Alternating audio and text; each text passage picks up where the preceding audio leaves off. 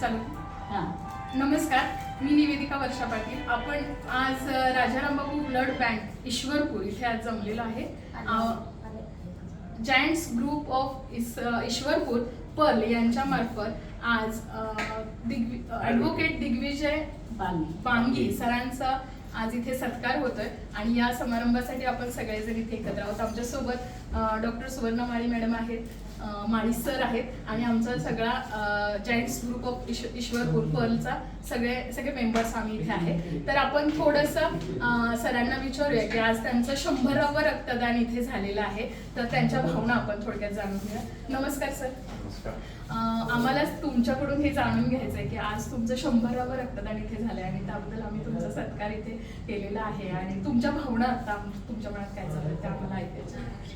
First of all Marathi तेवढं येत नाहीये, तरी पण सांगतो की 100 असल्यामुळं सगळ्यांनी मिळून माझा सत्कार केला, ह्याच्याबद्दल आपलं सगळं धन्यवाद, थँक्यू.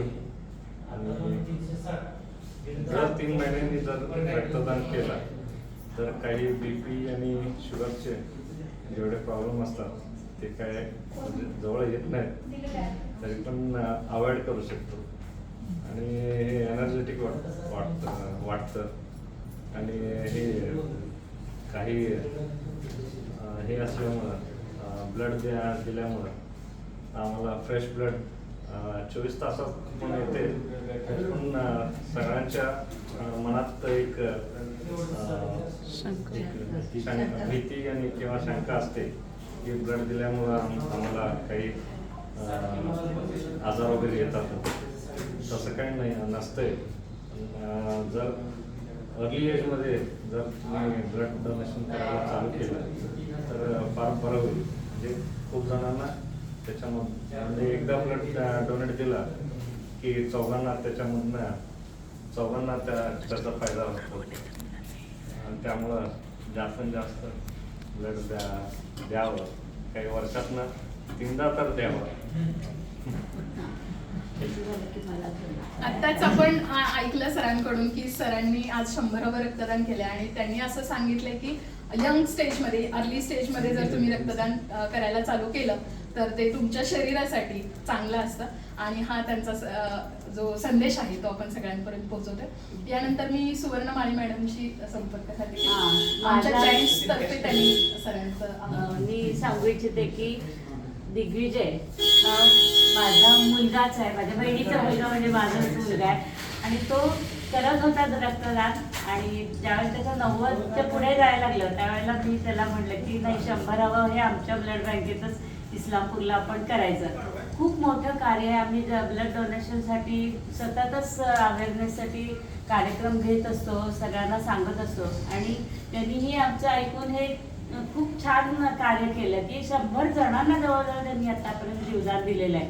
ही साधी गोष्ट नाही. आम्ही डॉक्टर असलो तरी काही ठराविक लिमिट नंतर आम्ही सांगतो की आता रक्त द्यायचं आहे, पण रक्त देणारी व्यक्ती असल्याशिवाय आपलं हे काम पूर्णत्वास जात नाही. त्यांनी हे आता 100वे केलं. आमच्या अशी इच्छा आहे की त्यांनी 200 पण करावं, इतकी त्याची तब्येत छान राहू दे. त्याला आमच्या सगळ्यांचे आशीर्वाद. धन्यवाद. नक्कीच तो 200 पण रक्तदान इथंच करेल असं सगळ्यांचा आशीर्वाद असेल. रक्तदान हे श्रेष्ठदान मानलं जातं, त्यामुळं सर्वांनीच असं रक्तदान करावं. कारण रक्त हे तयार होत नाही, कुठं तयार फॅक्टरीत करता येत नाही. कोणीतरी रक्त दिलं तर पुढच्या पेशंटला ते रक्त मिळतं. हे फार महत्त्वाचं सर्वांनी समजून घेतलं पाहिजे आणि त्या दृष्टीनं रक्तदान करणं, हे रक्तदान चळवळ पुढं नेणं हे गरजेचं आहे. यानंतर आपण सरांच्या आईशी थोडं चर्चा करतोय. तर सरांच्या आई, मी तुम्हाला असं विचारू शकते की आईला खरं तर आपल्या मुलाची खूप काळजी असते. तर सरांनी 100 रक्तदान केले तेव्हा तुम्हाला असं मनामध्ये कुठे भीती वाटली का, किंवा तुम्हाला त्या भावना कशा होत्या की रक्तदान केल्यामुळे आपल्या मुलाला तर काहीतरी होणार नाही ना, तर असं काही तुम्हाला वाटलं का? जेव्हा पहिल्यांदा त्यांनी मला सांगितलं की आम्ही रक्तदान केलं, मी कशाला करतोस पण मी त्याच्या मागला पुढं दर 2-3 महिन्याने हातावर पट्टी बघून द्यायचं. म्हणजे काय लोक रे त्रास झालं, आता इतक्या वेळ दिलं, बाद झालं असं. म्हणजे मला आईची भीती याची होती. पण नंतर त्यानं युक्ती काढली की तू सांगायचंच नाही घरात. अच्छा. ते त्यांना ते तिकटपट्टी काढूनच यायचा तो. आणि जेव्हा त्याचं 90च्या पुढं जायला गेलो तेव्हा मग म्हणजे मला अभिमान वाटायला लागला. खरंच ऍक्च्युली आईचं मन काळजीपोटी म्हणत असतात. आणि पण आज खरं- त्याचा सत्कार केल्याबद्दल जायंट्स ग्रुपचे धन्यवाद. ठीक आहे आपण सर्वांशी संपर्क तू बोल ना. ठीक आहे. पत्नी आहे ती.